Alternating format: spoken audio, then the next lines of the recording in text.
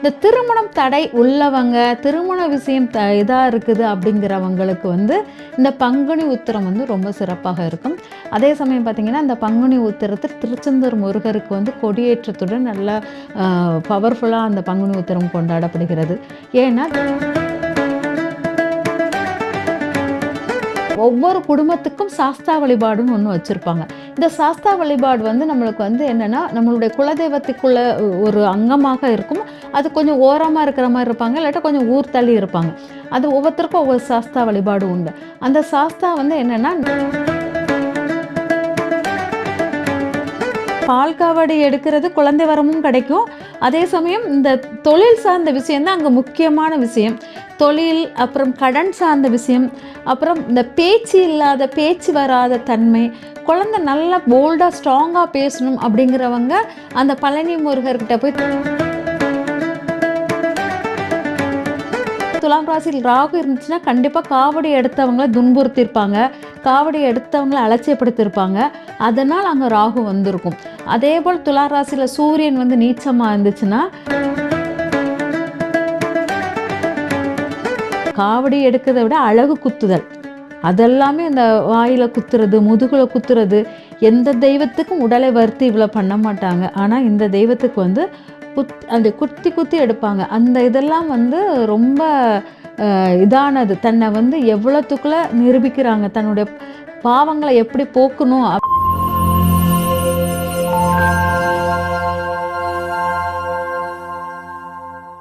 Cosmo view நேயர்கள் அனைவருக்கும் வணக்கம். இன்றைய நிகழ்ச்சியில ஜோதிடம் குறித்து நமக்கு தெரியாத நிறைய விஷயங்கள் நம்ம கூட ஷேர் பண்ணிக்கிறதுக்காக ஆஸ்ட்ராலஜர் ஜெயந்தி ரவி நம்ம கூட இணைந்திருக்காங்க. தொடர்ந்து நிறைய விஷயங்கள் பேசலாம். வணக்கம் மேம். வணக்கம்மா. எப்படி இருக்கீங்க மேம்? நல்லா இருக்கம்மா. நம்ம இன்னைக்கு நிகழ்ச்சியில பங்குனி உத்திரத்தினுடைய சிறப்புகள் என்னெல்லாம் இருக்கு, இந்த நாள்ல நம்ம என்ன மாதிரியான வழிபாட்டு முறைகள் பண்ணணும், அதை பத்தி ஒரு விளக்கம் கொடுங்க மேம். பங்குனி உத்திரம் பார்த்தீங்கன்னா, தேவர்களுடைய திருமண வைபவங்கள் நடக்கும் மாதம் பங்குனி உத்திரத்தில் தான் நடக்குது. அந்த தேவர்கள் திருமண வைபவங்கள் நடக்கும்போது மனிதர்கள் திருமணம் பண்ண முடியாது. அதனால அந்த பங்குனி மாதத்தில் நம்ம எந்த சுப நிகழ்ச்சிகளும் பண்ண மாட்டோம். குறிப்பா ஒரு கல்யாணம் பண்ண மாட்டாங்க, வீடு கூடி போக மாட்டாங்க. அந்த அந்த மாரி ஒரு முக்கியம் குறிப்பா அது மார்கழியில தானே மேம் சொல்லுவாங்க. பங்குனியிலுமே அந்த பண்ண மாதிரி மாட்டாங்க. ஏன்னா பங்குனி பங்குனி, கூனி அப்படிம்பாங்க. அது எதையுமே குனிய வைக்கக்கூடியது. குனிந்து தலை குனிந்து இருக்கிற இடம் தேவர்களுக்கு மட்டும்தான். தெய்வங்களுக்கு மட்டும்தான். அந்த தெய்வங்களுடைய முக்கியமான இதெல்லாம் வைபவங்கள் நடக்கிற அந்த நாள் பங்குனி உத்திரம். இது நமக்கு காலபுருஷனின் 12ஆம் பாவத்தில் இருக்கிறது. 12ஆம் பாவத்திலிருந்து பார்த்தீங்கன்னா, 12ம் 6க்கும் தொடர்புடையதாக இருக்கும். 12ஆம் பாவத்தில் சூரியன் நிக்கும். உத்திர நட்சத்திரத்தில் சந்திரன் நிக்கும். அதனால இந்த 12, 6க்குடைய தொடர்பில் இருப்பதினால் அது அதாவது இந்த வைபவம், திருமண வைபவங்கள், அதாவது தேவாதி தேவர்களுக்குள்ள திருமண வைபவங்களுக்குள்ளதான் நாளாக மாறுகிறது. அதனால் இந்த பங்குனி உத்திரம் பார்த்தீங்கன்னா, சிவபெருமான் அம்மனை பார்வதியை மணமுடித்த நாளாக சொல்கிறோம். ராமன் சீத்தையை மணமுடித்ததாக சொல்வோம். முருகன் தேவயானையை மணமுடித்ததாக சொல்வோம். கிருஷ்ணன் அந்த மாரி வரிசையா எல்லா திருமண வைபவங்களும் இந்த மாதத்தில் இருக்கும். அதனால இந்த திருமணம் தடை உள்ளவங்க, திருமண விஷயம் இதா இருக்குது அப்படிங்கிறவங்களுக்கு இந்த பங்குனி உத்திரம் ரொம்ப சிறப்பாக இருக்கும். அதே சமயம் பார்த்தீங்கன்னா, இந்த பங்குனி உத்திரத்தில் திருச்செந்தூர் முருகருக்கு கொடியேற்றத்துடன் நல்லா பவர்ஃபுல்லா அந்த பங்குனி உத்திரம் கொண்டாடப்படுகிறது. ஏன்னா அங்க தான் போர் முடிஞ்சுட்டு பரிசாக தேவயானை கையில் கிடைத்தாள் இல்லையா? அதனால அந்த இடத்துல உற்சவமாக நல்லா கொண்டாடப்படும். அப்புறம் இன்னொன்னு, திருச்செந்தூரை எப்படி கொண்டாடுறோமோ, அதேபோல் பழனி முருகருக்கும் அவ்வளவு விசேஷமான நாளாக இருக்கும். ஏன் பழனி முருகருக்கு அவ்வளவு விசேஷமான நாளாக எடுத்திருக்கிறோம்னா, அந்த தாரகாசுரன்கிறவன் எலி ரூபமாக மாறி மலைக்குள் ஒளிந்து இருப்பான். அவனை அந்த மலையை வேல் கொண்டு அப்படி சுக்கு நூறா ஆக்கி 2 மலை ரூபமாக இருக்கிற அதை சுக்கு நூறா ஆக்கிட்டான். சுக்கு நூறா ஆக்கி அந்த தாரகாசுரனை வதம் செய்ததாக கூறப்படும். அதனால அந்த அந்த 2 மலையும் தான் நம்ம காவடியாக எடுத்துட்டு போற மாரி சொல்லுவாங்க. அதனால தான் பழனி முருகருக்கு அந்த நாளில் விசேஷமாக பால் காவடி, பன்னீர் காவடி எல்லாமே எடுத்துட்டு போகிற நாளாகவும் இந்த பங்குனி உத்திரம் இருக்கிறது. இது எல்லாத்த விட ஒரு விசேஷமானது என்னன்னா, நம்ம காவல் தெய்வ வழிபாடுகள் பங்குனி அது சாஸ்தா வழிபாடும்போம். இந்த சாஸ்தா வழிபாடு வந்து இந்த பங்குனி உத்திரத்துல ரொம்ப விசேஷமாக இருக்கும். ஆக்சுவலா என்னன்னா, நம்மளுடைய காவல் தெய்வம், தமிழர்களுடைய காவல் தெய்வம்ங்கிறதே நம்ம முருகப்பெருமான தான் சொல்லுவோம். அது வந்து ரொம்ப எல்லாருக்குமே காமனானது. ஆனா, ஒவ்வொரு குடும்பத்துக்கும் சாஸ்தா வழிபாடுன்னு ஒண்ணு வச்சிருப்பாங்க. இந்த சாஸ்தா வழிபாடு வந்து நம்மளுக்கு வந்து என்னன்னா, நம்மளுடைய குலதெய்வத்துக்குள்ள ஒரு அங்கமாக இருக்கும். அது கொஞ்சம் ஓரமா இருக்கிற மாரி இருப்பாங்க. இல்லாட்டா கொஞ்சம் ஊர் தள்ளி இருப்பாங்க. அது ஒவ்வொருத்தருக்கும் ஒவ்வொரு சாஸ்தா வழிபாடு உண்டு. அந்த சாஸ்தா வந்து என்னன்னா, நான்வெஜ் படையல், அசைவ உணவு படையல் போட்டு வழிபாடு பண்ணுவாங்க. சில பேருக்கு ரொம்ப டிஸ்டன்ஸா இருக்குது, தூரமா இருக்கு. நான் விவசாயம் அப்பதான் இந்த இதெல்லாம் தொடங்கிக்கிட்டு இருப்பாங்க. ஏன்னா, உளுந்து அதெல்லாம் எடுத்துட்டு இருப்பாங்க. ஆனா, போக்குவர முடியாது அப்படிங்கிறவங்க என்ன பண்ணுவாங்கன்னா, அந்த சாஸ்தாவ வந்து அவங்க வயல் பக்கத்துல ஒரு மரம் இருக்கும்.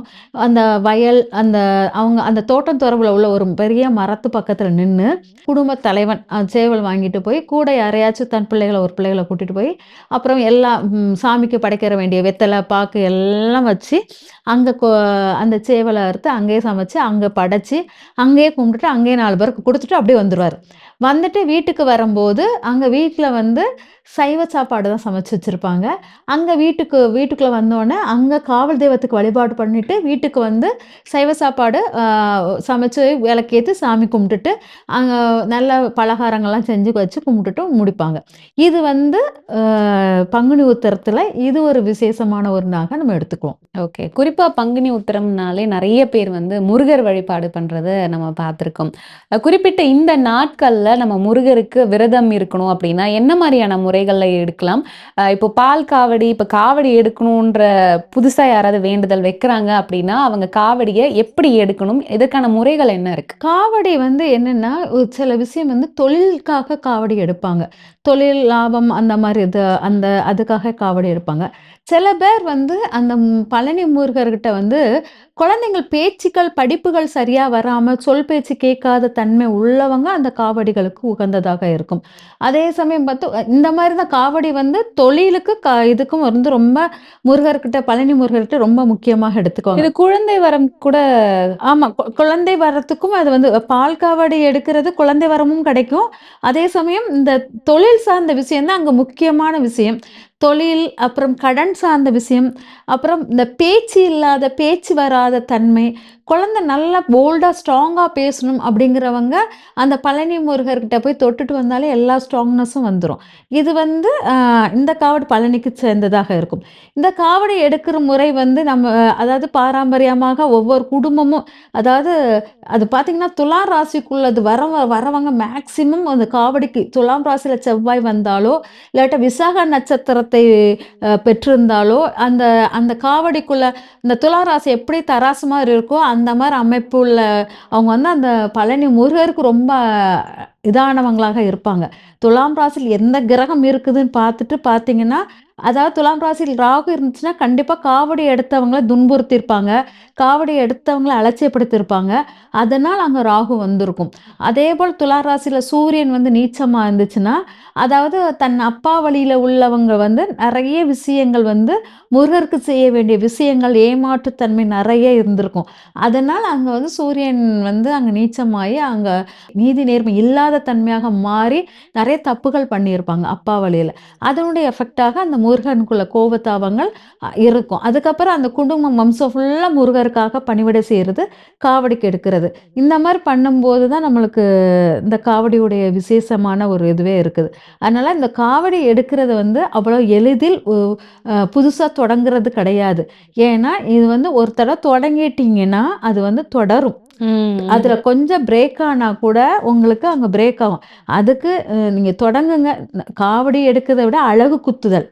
அதெல்லாமே இந்த வாயில குத்துறது, முதுகுல குத்துறது, எந்த தெய்வத்துக்கும் உடலை வருத்தி இவ்வளோ பண்ண மாட்டாங்க. ஆனா இந்த தெய்வத்துக்கு வந்து அந்த குத்தி குத்தி எடுப்பாங்க. அந்த இதெல்லாம் வந்து ரொம்ப இதானது. தன்னை வந்து எவ்வளத்துக்குள்ள நிரூபிக்கிறாங்க. தன்னுடைய பாவங்கள எப்படி போக்கணும் ஒரு ரத்தம் கூட வராது. வலிக்கவும் செய்யாது. நம்ம சாதாரண ஊசிய வச்சு குத்துனாலும் நம்மளுக்கு வலிக்கும். அங்க வந்து அதெல்லாம் வராது. அதனால அது வந்து அதாவது தாரகாசுரன்ங்கிற ஒரு கொடூர அரக்கன் வந்து அவ்வளவு எள்ளி நகையாடின ஒரு விஷயம் அந்த இடத்துல. அதனால அத அழிக்கக்கூடிய ஒரு விஷயம் தான் இங்க அ காவடி தூக்குற விஷயமே. அதனால இந்த காவடி வந்து இ இவங்க தான் எடுக்கணும் இல்ல. எடுத்துட்டீங்கன்னா, அந்த குடும்பம் வந்து ரொம்ப நன்றி உணர்வா ரொம்ப அந்த முருகருக்கே ஐக்கியமான மாரி மாறிருவாங்க. ஸோ வருடா வருடம் காவடி காவடி எடுக்கிறது. எடுக்கிறது நல்லது. அது நடக்கிற அது எடுக்க முடியாது. அவ்வளோ சீக்கிரம் யாராலயும் எடுக்க முடியாது. எடுத்த குடும்பத்துக்கு நம்ம உதவி பண்ணணும். ஆனா எடுத்துட்டாங்கன்னா, ஒரு குடும்பம் எடுத்துட்டாங்கன்னா, கண்டிப்பா அந்த குடும்பம் எடுத்த குடும்பம் ரொம்ப பாடி பில்ட் மாரி உடம்பு கட்டுமஸ்தான உடம்பு வாகு உள்ள பிள்ளைகள் பிறக்கும். ரொம்ப தைரியம், போல்டான குழந்தைங்க உருவாகும். அதெல்லாம் உண்டு. அதனால குழந்தை பேரு, செவ்வாயுடைய வீரியம் அதிகரிக்கணும் அப்படிங்கிறவங்க காவடி எடுப்பது மிக சிறப்பாக இருக்கும். இன்னைக்கு நிகழ்ச்சியில பங்குனி உத்திரம் அப்படின்னா என்ன? இந்த நாள ஏன் நம்ம இவ்ளோ சிறப்பா கொண்டாடுறோம்? குறிப்பா முருக வழிபாடு எப்படி நம்ம பண்ணணும் அப்படிங்கிறத பத்தி எங்களுக்காக தெளிவான விளக்கங்கள் குடுத்தீங்க. நன்றிம்மா. நன்றிம்மா.